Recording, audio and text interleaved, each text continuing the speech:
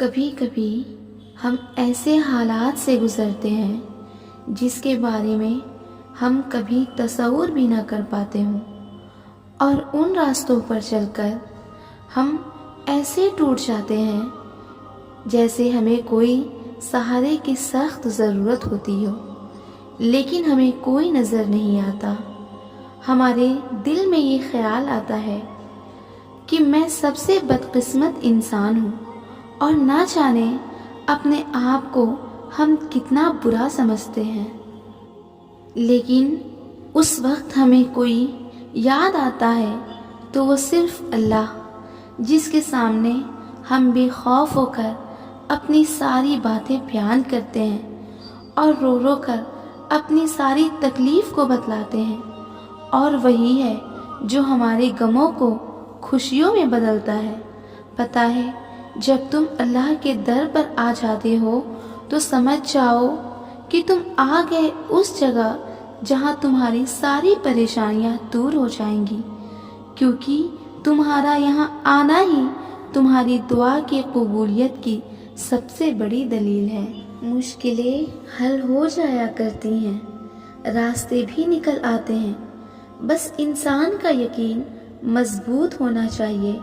انسان کو یہ اعتماد اور بھروسہ ضرور ہونا چاہیے کہ اللہ ہے اور اس کے ساتھ ہے، اور مشکلیں بھی وہی حل کرے گا۔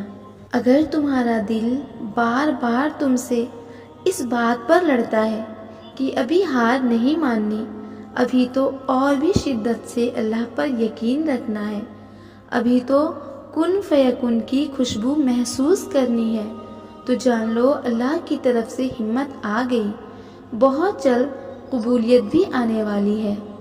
زندگی تھکا دینے والی چیز ہے، اور دکھ سکھ زندگی کا حصہ ہے، اور آزمائشیں اللہ کے قریب کرنے کے لیے آتی ہیں۔ جہاں صبر اور یقین ہو، اللہ ان کے راستے بنا دیتا ہے۔ جب بھی تمہارا دل تھکنے لگے تو صبر کی آیتیں یاد کرنا، مایوس ہونے کے بجائے اللہ کی رحمت کو یاد کرنا۔ جب کبھی تم ٹوٹ جاؤ تو سجدوں میں گر جانا، اللہ تمہیں تھام لے گا۔ جب کوئی چیز ناممکن لگے تو تہجد پڑھنا اور رب سے دوستی کرنا، وہ تمہیں اپنے قریب کر لے گا، اور یہ رشتہ تمہیں محسوس ہوگا۔ اللہ کی رحمت کی پہلی نشانی یہ ہے کہ انسان کو اپنے عیب نظر آنے لگ جاتے ہیں۔ تمہاری دعائیں کن فیکن کا سفر ضرور طے کریں گی، تمہیں بس اپنے دل پر صبر کی مہر لگانی ہے، اس دل کو مایوسی اور نا امیدی سے آزاد کرنا ہے، اور اس رب پر کامل یقین رکھنا ہے۔ اللہ کو تمہارا توکل اور تمہارا صبر کرنا اتنا پسند آ گیا ہے کہ وہ چاہتا ہے کچھ دیر اور تم اسی یقین کے ساتھ اس سے مانگو، اور یہ نہیں سوچو کہ کیا ممکن ہے اور کیا نہیں، کیونکہ جب تم ناممکن مانگتے ہو تب اللہ بھی تمہیں ناممکن وسیلوں سے ہی عطا کرتا ہے۔ جب تم اپنے کامل یقین اور صبر کے ساتھ اپنے رب کی رضا میں راضی ہو کر چلتے رہو گے تو پھر یاد رکھو، معجزے دور نہیں۔ تمہیں کیا لگتا ہے تمہاری زندگی کی یہ پریشانی، یہ آزمائش کیا تم پر آفت بن کر آئی ہے؟ نہیں، جو چیز اللہ سے قریب کر دے وہ کبھی آفت بن کر آ ہی نہیں سکتی۔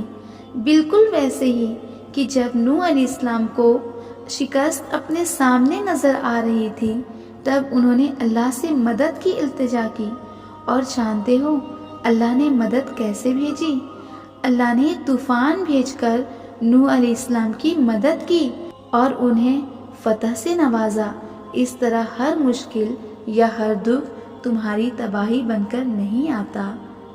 تو پھر دعا مانگنا کبھی مت چھوڑنا، اور اس یقین کے ساتھ مانگنا کہ وہ ہر حال میں دے گا۔ پھر دیکھنا تمہاری دعاؤں کے جوابات ان صورتوں میں آئیں گے کہ تم مطمئن ہو جاؤ گے۔